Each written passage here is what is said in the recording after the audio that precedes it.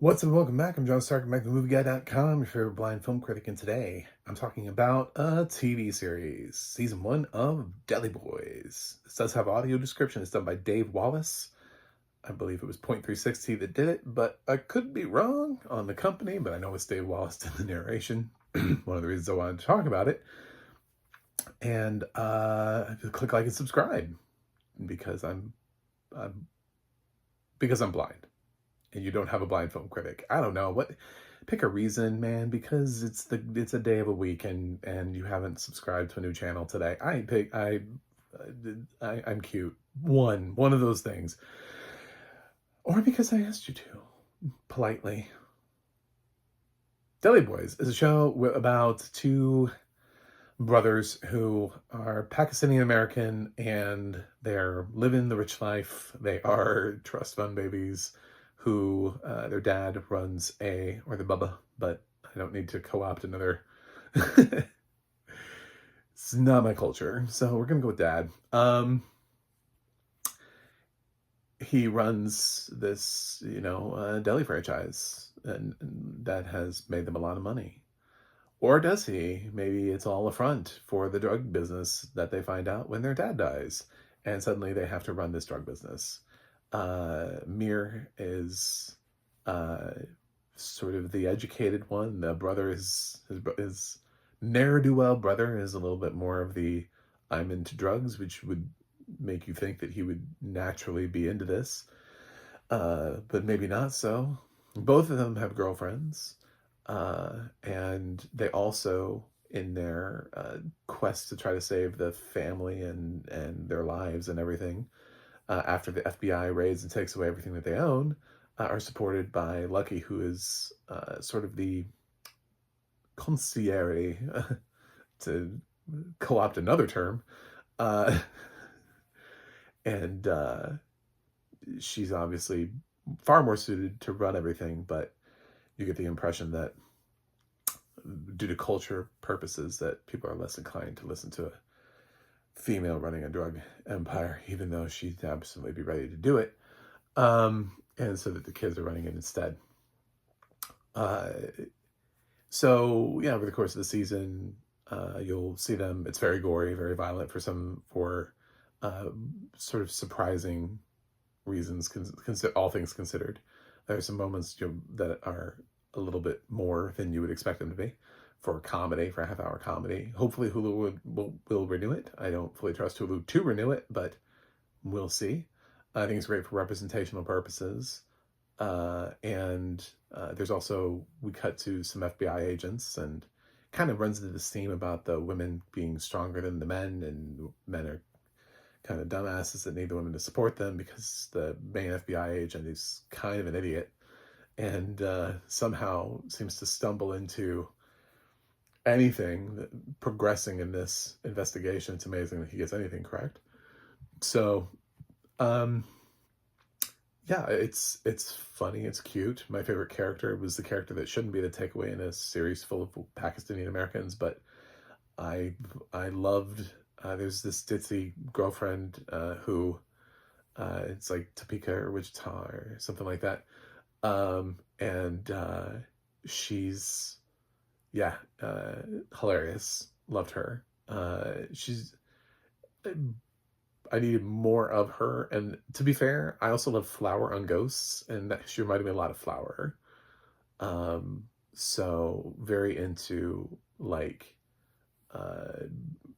drugs for holistic purposes type of thing. So so one of the reasons I want to talk about the show is because Dave Wallace does the audio description for that, and I'm blind, and that's why I'm here. Perspectives other than the norm. So I love him. I love Dave. I think the stuff that he's done has been excellent. He's done Solar Opposites, which obviously the team of Solar Opposites really loves having him do, because he's been sort of interactive, at least in one of the episodes at the end of the credits. So I think they're fully aware of his audio description. They're not passively like, oh, there's audio description on our project. I had no idea. And then he also did Shifting Gears, and arguably made that show funnier, because it's not really that funny, but I enjoyed it more than I should have.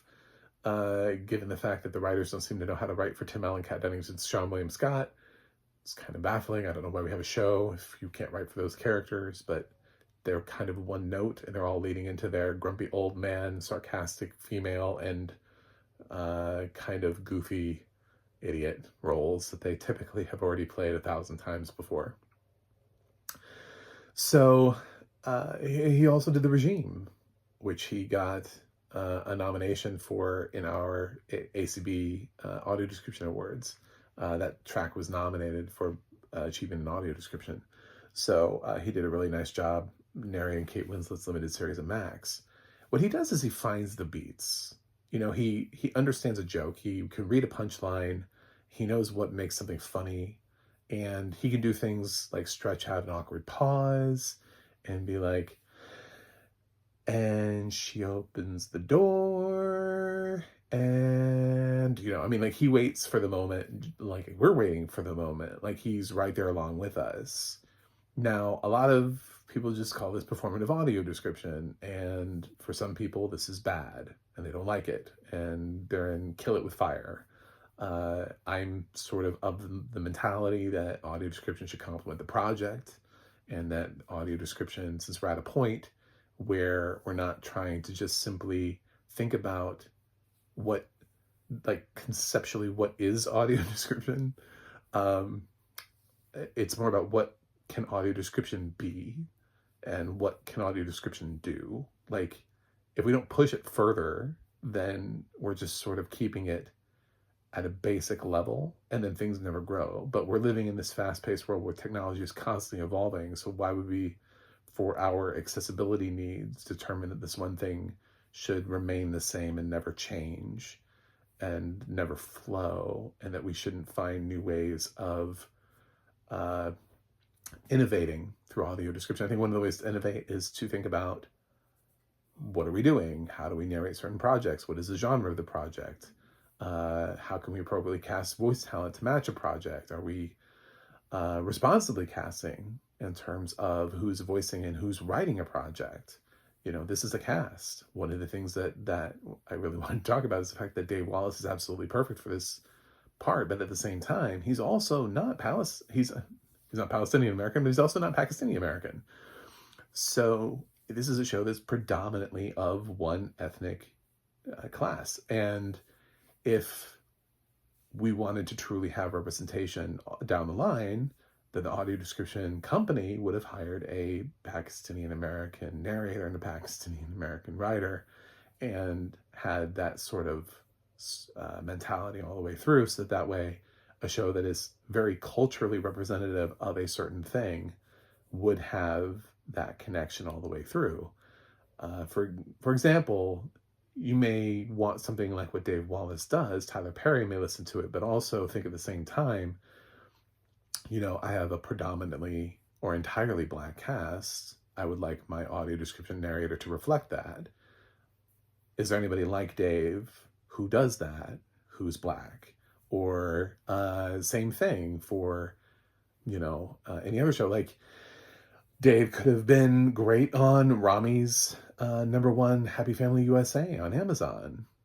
But if Rami specifically wanted authentic casting for his audio description track, you know, or if the company specifically was looking for that, they never would have considered Dave. Or Reservation Dogs for FX. There are so many shows where it's like, if we don't inspire people to take risks like what Dave is taking, you don't have to 100% of the time do it. Dave pretty much only does it, which kind of has me in this mentality that he's almost like the SNL cast member that has yet to do anything but comedy.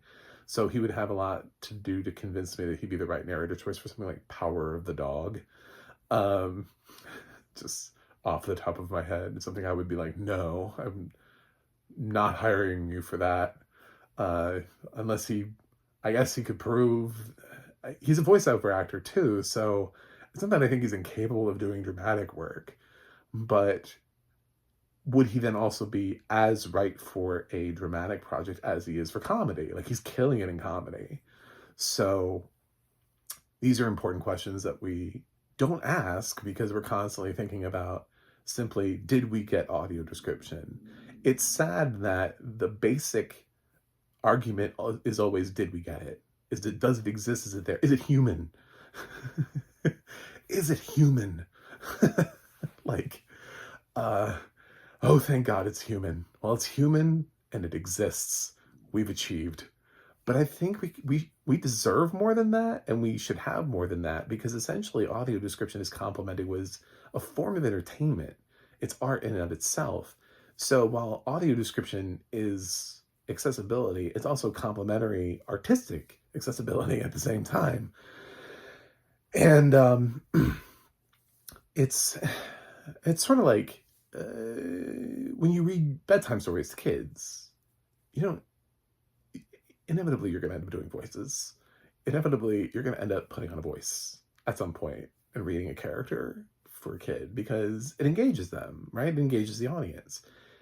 Audio description has the same point. I mean, we're not toddlers, but we can be engaged or we can not be engaged. And we can have passive audio description that is just there. They walk into the room. She looks left. She looks right. She walks straight forward. She sees a zombie. She looks at the zombie. She runs from the zombie. The zombie chases her. The zombie tackles one of her friends and starts eating her alive. It's not really interesting. It's just kind of flat and it goes across, I mean, like, you can have that, but why? Why would you have that when you can have more? Why would you have that when you can have somebody who feels like that they actually are aware of what it is that they're reading and maybe watching? That maybe they're with you in some regard, that it's, I think that's the interesting thing about live audio description is that they can unintentionally react to something without meaning it if they haven't seen it before, or even if they have seen it before, even if they're used to doing live audio description and maybe they saw a rehearsal or they've been watching the rehearsals and they're ready for the show and then something happens and it's different and it changed. And there was something the performer did in the moment that just made them smile. I compliment Roy Samuelson as a narrator a lot because one of the things that he does that's, I guess, considered slightly performative is because he's not nearly where Dave is in terms of performative audio description, but you can hear when Roy's smiling. My mom always told me that you can hear, like if you're talking to somebody on the phone, that she tries to smile because you can hear it on the phone. I genuinely can hear it in Roy's voice. Like when there's a happy moment in a series, it genuinely sounds like he's smiling. And there are very few people that I can hear that change in, where he can do a serious scene and he doesn't sound like he's smiling. And then there are other scenes where he genuinely sounds like he's smiling, like he's actually happy in a happy moment in whatever he's describing. And it's a little thing. And these little things make a big difference. But if we don't encourage other people to do them, if we don't encourage other people to have this skill in their tool set, when a show with a predominantly specific cast would like something like this or believes that this is the kind of style of audio description that they want, because it would be great for more people to be aware of what this is and to think about how it complements their project. I don't think that's a problem with Hollywood to think about audio description and, getting the best representation to us as a blind audience of what their project is. So if they think as a comedy, we've got a Naked Gun reboot coming up from Seth MacFarlane.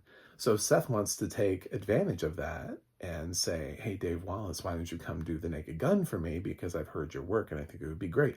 I think that's amazing because it means Hollywood is thinking actively about audio description, not just to make sure it's there, but also thinking about how they can make the experience the best possible experience for us as consumers. So we still live in a world where audio description won't even travel, where we're just tracking down. It's hard to get audio description to appear as it moves from streaming service to streaming service, or whether or not it appears on every single video on demand streaming platform. So we're still in a weird place with audio description, but we have a bunch of different companies, and some of the companies only use one or two narrators that they just keep recycling, which means they're not really giving any thought to who's right for what project. In many regards, they're not really thinking about tonality in terms of genre, but they're also not thinking about the appropriateness of the person voicing the cast, which I know can be problematic because then we get into sounds like, which is inherently at least prejudicial, if not borderline racist.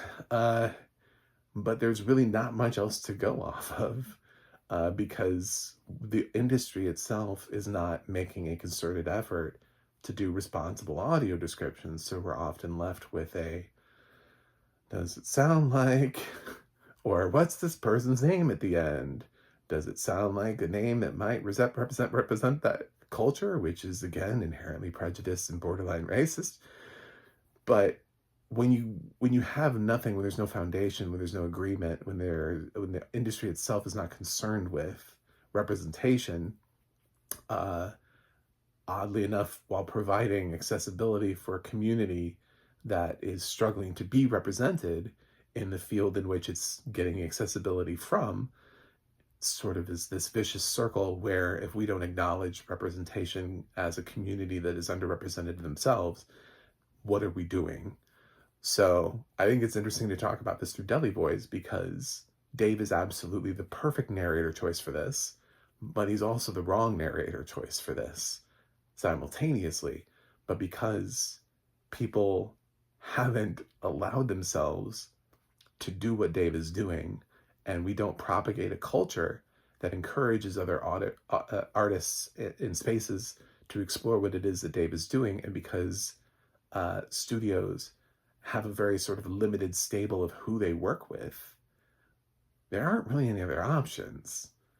If you want what Dave is doing, Dave's really the only person that can give it to you. So that's why I bothered to review Deli Boys. It's a complex discussion, but this is also why there should be a blind film critic, because these are the kind of things that we need to have conversations about. What is audio description? What should it be? What can it be? And how do we get it there? As far as Deli Boys go, I kind of liked it. I'm going to give Deli Boys a B. Thanks for watching. Thanks for subscribing. And I'll see you guys on the other side.